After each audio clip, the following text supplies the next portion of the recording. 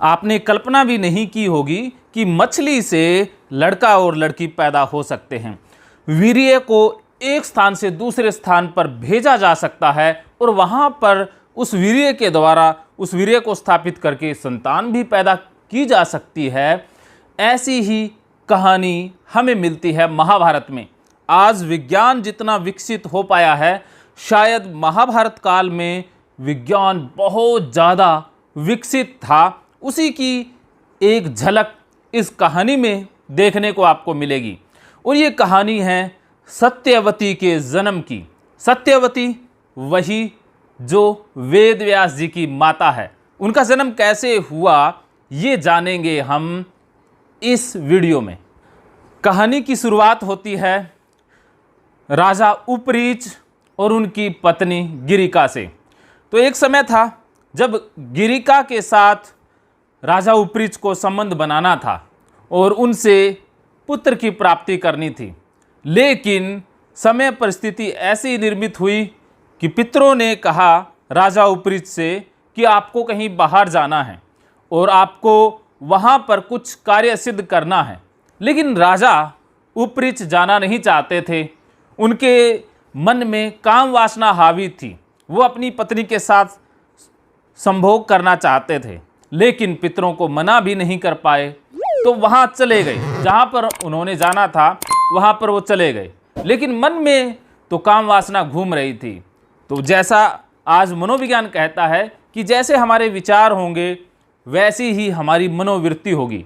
तो बहुत सारे ऐसे इंसान हैं जिनके मन में सेक्सुअल विचार या काम इच्छा दौड़ती रहती है, तो उनका वीर्य स्खलित भी हो जाता है, सौपन दोष हो जाता है या कुछ बूंदें वैसे भी गिर जाती हैं। तो ऐसा ही राजा उपरीच के साथ हुआ। तो जैसे ही उनका वीर्य स्खलित हुआ तो उनको लगा कि ये वीर्य बर्बाद ना जाए, और उन्होंने संबंध भी तो अपनी रानी के साथ बनाना था। तो उन्होंने उस वीर्य को भेजने का प्लान बनाया अपनी रानी के पास, ताकि संतान की उत्पत्ति हो सके। तो उन्होंने अपने साथी बाज को बुलाया। उसका एक वफादार साथी था बाज। बाज को बुलाया और कहा कि ये मेरा वीर्य है, ये जाकर के रानी गिरिका को दे दो। तो बाज ने ऐसा ही किया, वीर्य लिया चोंच में और उड़ चला। अब उड़ चला, रास्ते में एक और बाज मिल गया। उसको लगा कि ये बाज ना ज़रूर कुछ खाने का टुकड़ा लेकर के जा रहा है, इसकी चोंच में कुछ खाने का कोई सामान है। तो उसने उससे झगड़ा कर लिया, बाज से उसने पंगा मोल ले लिया। अब दोनों बाज आपस में लड़ने लग गए। अब लड़ने लग गए तो लड़ते लड़ते जिस बाज को राजा ने भेजा था उसकी चोंच खुल गई और वो वीर्य नीचे गिर गया। और नीचे एक नदी थी जिसमें एक मछली रहा करती थी, और कहा जाता है कि वो मछली भी आद्रिका नाम की एक अप्सरा थी जो शराब के कारण मछली बन गई थी। तो वो वीर्य मछली के मुख में चला गया। तो अब वीर्य चला गया तो मछली के गर्भ से 2 संतानें उत्पन्न हो गई। और कहा जाता है कि मछली को ये श्राप था कि तुम यहाँ पर इस योनि में रहोगी, और जैसे ही तुम्हें कोई मार डालेगा या तुम्हें संतान की प्राप्ति होगी फिर तुम श्राप मुक्त हो जाओगी। तो किसी मछुआरे ने उस मछली को निकाल लिया और उसको जब चीरा तो उसमें से 2 बच्चे निकले।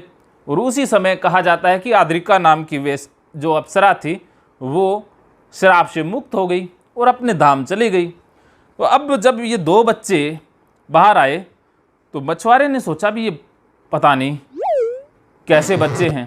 तो वो उन बच्चों को लेकर के राजा के पास चला गया। अब राजा ने देखा कि ये बच्चे तो बड़े अद्भुत हैं। तो जो लड़का था उसको तो अपने पास रख लिया, उसका नाम मत्स्य रखा गया, जो बाद में मत्स्य नाम के राजा के नाम से प्रसिद्ध हुआ। और जो लड़की थी उसके अंदर गंध आती थी मछली की। तो इतनी तेज़ गंध मछली की आती थी तो राजा ने सोचा कि इस लड़की को तो रखा नहीं जा सकता है, क्योंकि इसके शरीर में से तो मछली की गंध आती है। तो इस प्रकार राजा ने उस लड़की को उस मछुआरे को ही दे दिया, जिसका नाम आगे जाकर के सत्यवती पड़ा। सत्यवती के 2 अन्य नाम भी थे, एक था मत्स्यगंधा और एक था गंधवंती। अब आगे की कहानी में आप जानोगे कि कैसे सत्यवती को मछली की गंध से छुटकारा मिला और कैसे ऋषि पराशर ने मछली की गर्भ से पैदा हुई सत्यवती के साथ वेद संबंध बनाए और उनसे जो बेटा प्राप्त हुआ उसका नाम क्या था, वो जानोगे आप अगली कहानी में।